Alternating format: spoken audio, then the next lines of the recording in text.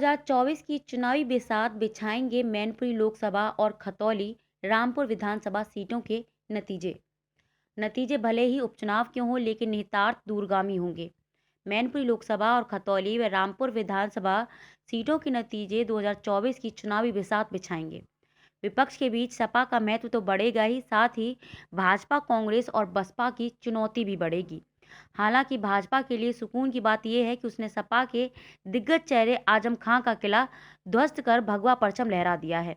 रामपुर में पहली बार कमल खिलाकर कीर्तिमान ही नहीं बनाया, बल्कि प्रधानमंत्री नरेंद्र मोदी एवं मुख्यमंत्री योगी आदित्यनाथ के सामने मुस्लिम वोटों की सियासत की प्रासंगिकता निरंतर घटने के संदेश पर मोहर लगाई है। इसके बावजूद लोकसभा की मैनपुरी सीट की जीत के संदेश के साथ चाचा भतीजे एक हो गए हैं।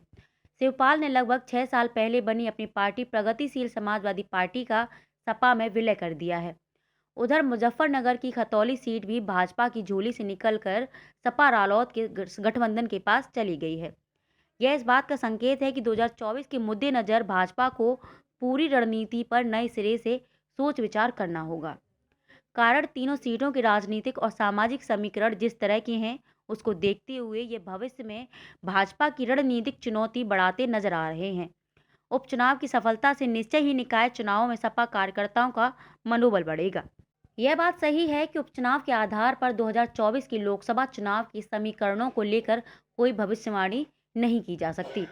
अतीत में लॉस की गोरखपुर, फूलपुर, कैराना और विस की नूरपुर सीटों के उपचुनाव में हारने के बावजूद भाजपा के 2019 के लोकसभा चुनाव में बड़ी सफलता हासिल करने का उदाहरण सामने है।